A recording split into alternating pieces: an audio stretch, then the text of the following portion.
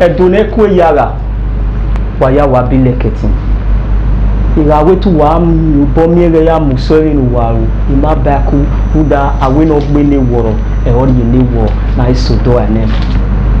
If you take up the veil and look deeply behind me, all the wara, the platform on our safe a gorilla multimedia create they all do indigenous artists huda awe no man e odo maran suge ara dume mana ami wodo onyeme ase no dume nigi ede waro amawa ara soredo edo odion edo ari soroma edo ri odion ara bi pare dore ta aye gwi masimion. The only place the manasi are le roin or Woko prison, they can go ahead and handle the position of the president, the vibes, and they should go with it. We don't care. Etioba Eosho Diagan. No Nyayo Kuwe, Eva Varuga, Oba Ewai the second. You ran a doya kei. You be all in a doya ke guasari. You are not bami dino habi. Hope your dog they know I am with it. Oh, you might hear me no bure. Nick both messa any. I got dinner guine. On my see big your man now said I will go on a break now. If you be with it, I will be back. Confidence, Vanya, you're the citizen. Stay still.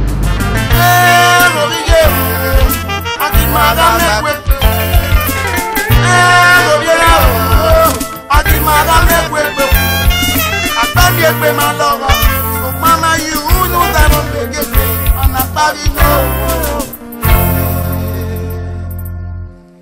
Oh, we are so wet. You come out. Oh, we are so wet. You come out. Oh, we are so wet. You come out. Oh, we are so wet. You come out. We are so wet. Agbame pe ma love so ma iye do ne wa ire edu na ya gba ki yeye see wa ma enjoy track ni nyegbe ni le jolly no ga say aba you know I don't need to answer, I don't need to go over that right now. So like I said before, this is a birth of a new era, and I have my artists around already. Give it up for my brother, my friend, my colleague, not before music side, can you go dabble into industry now, you know understand, to movie industry now. So give it up for a Jolly Noga. So welcome my brother. God bless. Wow, Baba. Really tell me you know, in this platform, it is my platform now. You know, my STG, understand. So I believe we're not ready to tour up. So I know I understand. So first of all, we are going to offer you a drink anyhow they be, you know. So it's I believe it's a platform for good. What's up, Baba? Thank you very much. Always Baba, I know when I'm okay, yes, I want to write in on your wawesi kakabo. Agbe. Eja, I must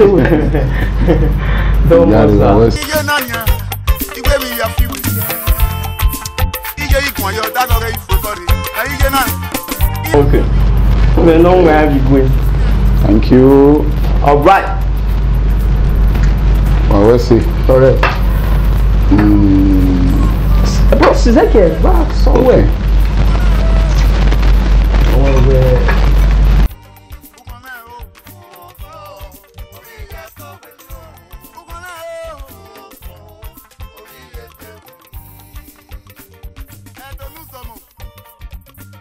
Wawesi o. Chef now. Ibirane. Wawesi. Go back to business. So, Baba, what I'm saying? I will ring tell me item. So I believe you. You may not know the reason why you are here. So I introduced you not quite long as a Jolly Noga. So not because I don't know your full name, but I believe the audience out there may not understand fully. So it's so here, it's so there, it's so Amoria, it's so here go bona, it's so here go bona. You understand? So I believe you are here now. I believe this is a platform, and I believe this platform is set for you. Why you know come? Then when you are there, when we are mio, when we are sunu, dating at here, muria, or dating at here, then just introduce yourself perfectly, you know, to their understanding. Don't know why it is. Well, we also give an anyway at him. That's okay. Ni mo jolly noga. Mo ye kaka bote gen ya mwa. Ni rame na igitu. Omi won de rame kere Igbo Yobo. My mother is from Iyokorion. Ugboko ni yo. Obogo ni noro enime. Oge jolly noga we no ya dere. Niga when that was 2006. 2006, 2007, stroke 2010. Okay. Now we'll be many Augusta no okay. No yeah, Babaji ta ngwagbe. Ni o ma me giona. Okay. We yo All right. We were when ani agani. When yaire, when yawo mo bogbe wan ta lo. We are going to tell women, I jolly no gun ya dere. I wear jolly phone with your gun. I will relax, we go on phone with your gun, jolly no gun ya dere. So I see the reason in a jolly no gun, most especially no gunning. Emo boy the jolly. I know your jolly may be your best name, but emo boy no gunning, even though they are supersede any care, they know they overtake you. They no gun na do arrow down. So eba me ask fenolari. So systematically you are now telling us where oga woman where be swave man wagba when na lelo oga we. So man magba when na lelo oga me. Ke oga me na we do ata. Where phone we mi oga. Ene do ati we gini. Na do ati we Johnny no woje jolly oga jolly no oga. We are yesi you wa do ya. Right. But from one perspective, yet you were in this is not the, I believe this is not the ground for hatred. So yet you were in well already jealousy no abi toward the okay where woman we no okay no where they do like your man. It's all when only phone with me got form of any money be kaita woman form. So that's if we go ga tala. As if no ga tala me ga one day mo moment na mo boa we. Wow. We gba na mo no we gbo na. When I do instrument so me wa viekere wa relax ado we be ale ne jolly fun o mi oga o wa lare Ebenha se fenolare. Ebenha se fenolare. Edo wa ya ro ni. Me akuri agugwe me a ogbulo ko pa we me. Me get TV ro video. Me get TV ro video. Oh ma. O atok pe. So awiko agba ka million. One kan o ga no ma we win na ban. So and we have me ma we 2006. But you might come in on yen free boga or no yen case on our way. You know, you know, if you boga, now for boga in 2011. I played my first album 2012. Okay. 2012 to this time, I played my second album 2015. Okay. So 2011, they were free boga. 2012. In the first album. Okay. 2015. Right. In the second album. Okay. So we appreciate that fact. It's been a while. So sir, you believe you were ghost and he wants a job. I said to me with my own 7 1 you know, you gain no sooner. But I believe for Mario we get he discover where the street a bit we have a Mario where we look way. How did you both get to know each other? We don't need there. We one day we hear it.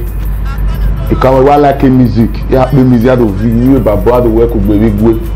But my me do la done. You know we can wear music. You know we know music. You know we can TV we are instrument me. You know I am electrician. Be here man, man wa. We yime.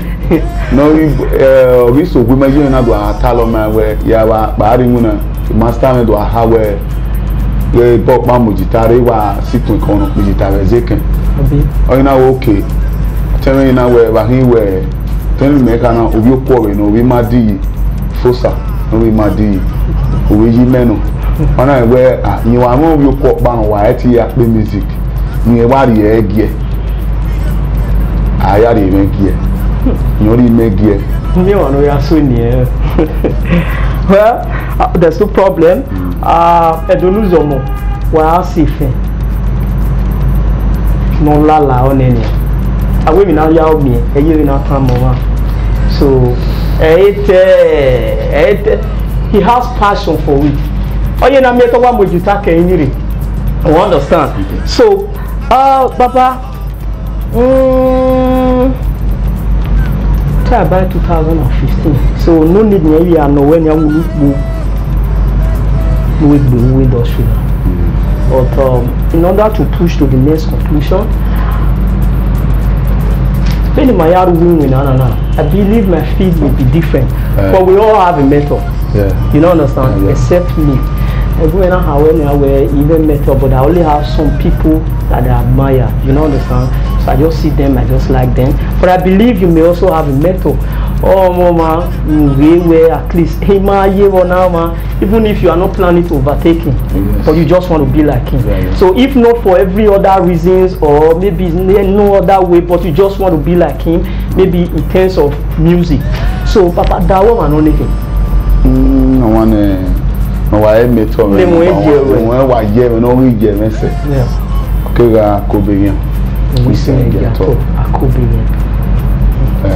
I met no battle the master there our grandfather Akabama man Olita I love all those I really want any cow me but tell me when mom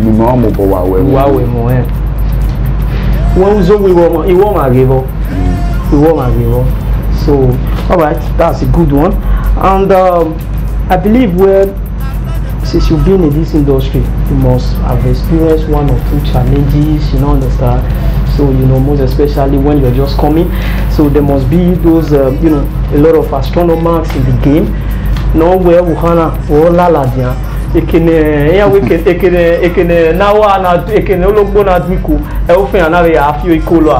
So I believe we are facing one or two challenges in there.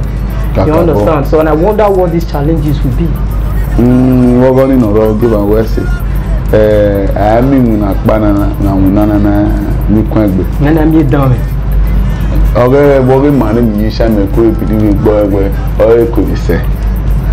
we have jealousy. When I can not Toticolo or Mawaki, and you need to feel gear, none need to feel gear. Jealousy must many challenges. Understand? Only what I told you. Alright. So we go on a break now. And where I mark the Woku, I am Nekomo. We'll be right back.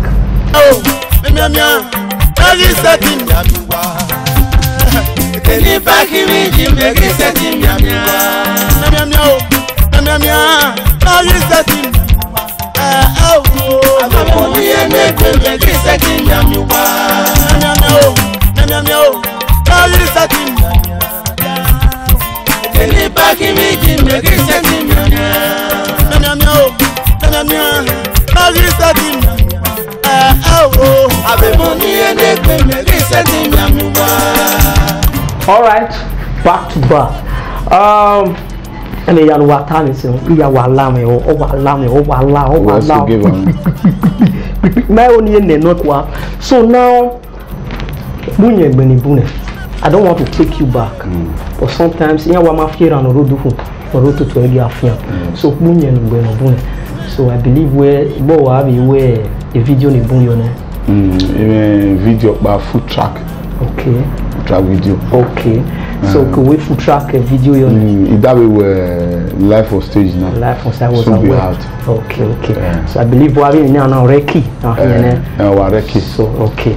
So sir, among those almost all the songs, we are not talking about the video. Yeah. We are talking about the tracks, one after the other. You know, understand? We are not going to analyze all, you know, due to our time schedule. So I believe you must have a favorite among those songs. Yeah. So they know when we were more say or no at least no no na ya fia la say we normal the temper.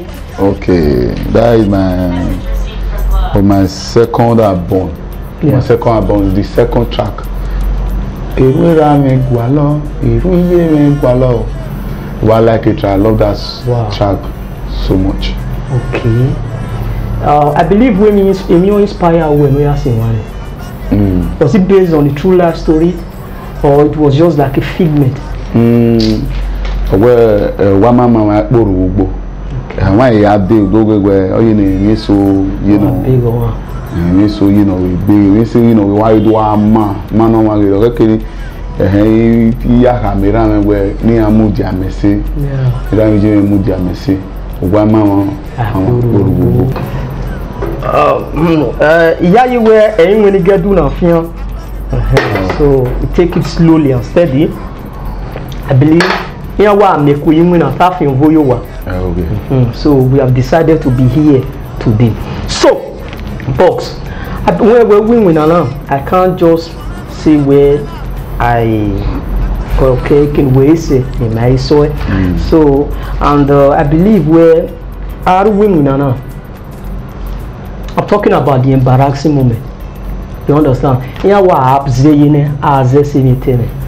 they were boom. If I could remember vividly, I know I'm not supposed to bring such story.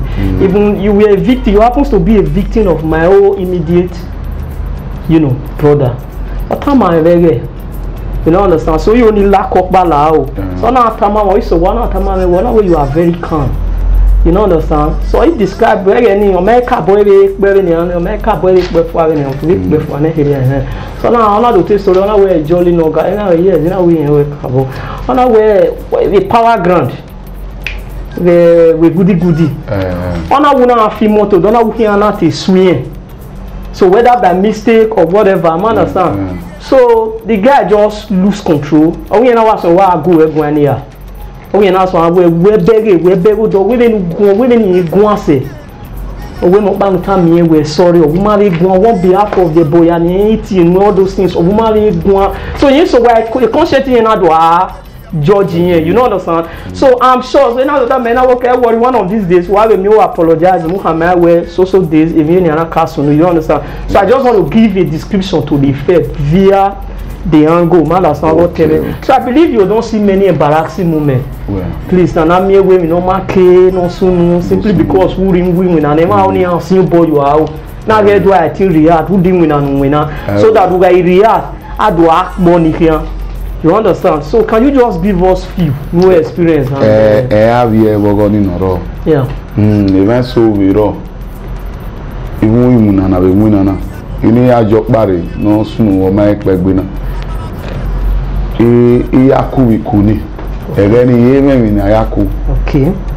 Let me say 6 months back. He said, Kunine, if you Yaku Sevane. Okay. I just want Kune. In the Yaku, in Mekayaku, a song, the other my one. Okay. The boom, the boom, you boss one where when he got dinner, why take the moon, why. Ebero ido where imuna ya win do alele yan kan win no ye ina zin gbe you fun even say me play for ana wari bana se me where we do ni ye me so na we do we yan ni ba ina we ere boy na te kaya ku eyan nyan na yaku na ri bana se me later the man I will calm down and I do ri bana any challenge like that. So mama we one we me one wa ta lo wa mo so we we taban o do wa we mo so we mai pe jere o do wa we do rin ma ti we wa ti we mudia no wa drive pa and the team roll na drive here odo ata wa yo ti oni I mean, you know, you cannot satisfy humans as far as you are in this world. Well, when you satisfy Maya, you will end up being a failure. And at the end of the day, when you happen to be a failure, you argue with you. I will mess up with you. So, sir, still on that same matter, we just discussed the embarrassing moment. Now, what do you believe? How will I give a description to you? The new journey fans, who can't go kind so less with the bow. Only a new journey row.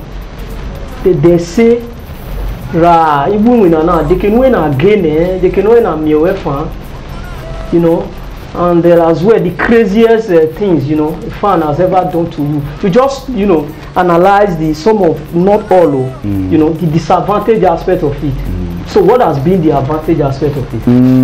Kilona a mere fan. Yeah. Yakabo. Bezo ya hia wa sonia bezo kina yiku ore don say bezo ma wa bu owe moto ibu se gari mana we moto bo me bezo en wa bere bezo wa dia card me la dia bezo we drive ni en wa be haju jolly noga yan we se me aye e ke du we o we gbe ni we kun gbe e ma so awe ni mo enso ya gbe no a ya we se me aye na gbe ni akin. Okay, what up there? So like I said earlier, this is a platform as a fan. The Gorilla, they created it for all Edo indigenous artists, you know, whether you are a dancer, whether you are a musician, I make Guama way on behalf of the Quack and whatever. So I believe Akokba, where Kokba, where Fokba Mayangunai. So we are a platform now in Gorilla Multimedia creating just to, you know, show appreciation as well. When you can't have a woman, do me more me would do. On your say no do make where audio akalu jojo are oya wo han akalu jojo are wa o kale nyan egbere. So how can you give a description to the move or the platform? This platform na iwa gogoyo ugbere ti me iwa be gogoyo bi be se wana ban oga egbe mi be niyan ka bo be do wana eni mani bi edo na okabo ago fa ne mane young artist ni Davide kino we drama o kino sinwa o fi una we ye kona wa me gbe program we ni wa po wa mo ene tawe ya hon where this guy he appreciate for we say no na me hu jo women na we TV tie ekumo me hia me nuwa wa we say kaka. So on in a boulevard. Now Uruguay, you are already in. You know, no going back. No going back. Yeah, where so now I believe there are a lot of people. But I believe there are 1,001 people out there. No, you know where there are people where we are here. It's just an individual difference and the step, you know, understand? Yes. So those people who are planning to take, you know, like this step where you take, so what will be your advice for them? They say maybe they withdraw, say no easier, be they say maybe they keep, you know, moving or keep the flag flying, or they should just stay still. Anyway, you know become young artist in a day. Yeah. Àwọn awe muna kaka bomo audio. Okay. We viole so na himie na ni bun wo ni ayi we muna. Ni bun we wa mo ke wa gbegun akere wa wo na wa amu mo laptop. There we are. Ni ayo ni wo go ni o bo pa no ro. Àwọn awe muna anything we really awe. Yeah. O mo audio. O mo audio. Aba ma oji wina. Yeah. We wina obe master me God's time no yogi. Abajita one. Yeah. Omwege me time. Everything omwege we ya ogele mame. Mame. Kakabo ogele mwege ya mame wina.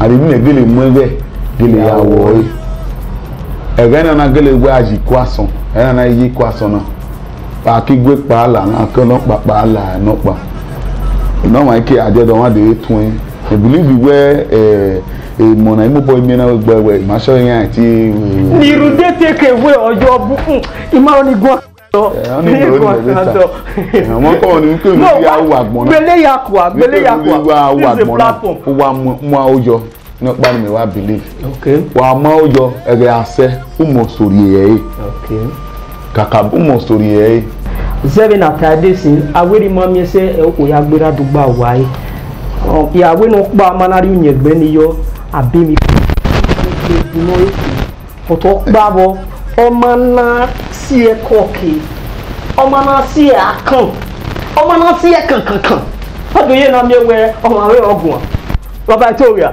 obvious e ya we e ba ye gu e ga ye fi na we no so na la onu make wa ko zo bo here o uzo bo here e si kan su pe wa zo bo here wesi ogo mo binata ban yeah ogewe mono mama oje magu lowo mo be nagiri ude afiama no si yeragbe lowo mo be nagiri ude afiama no si yiyegbe o mo be nagiri ude elo ni elele amo be nagiri ude omo be nagiri ude afiama no si yeragbe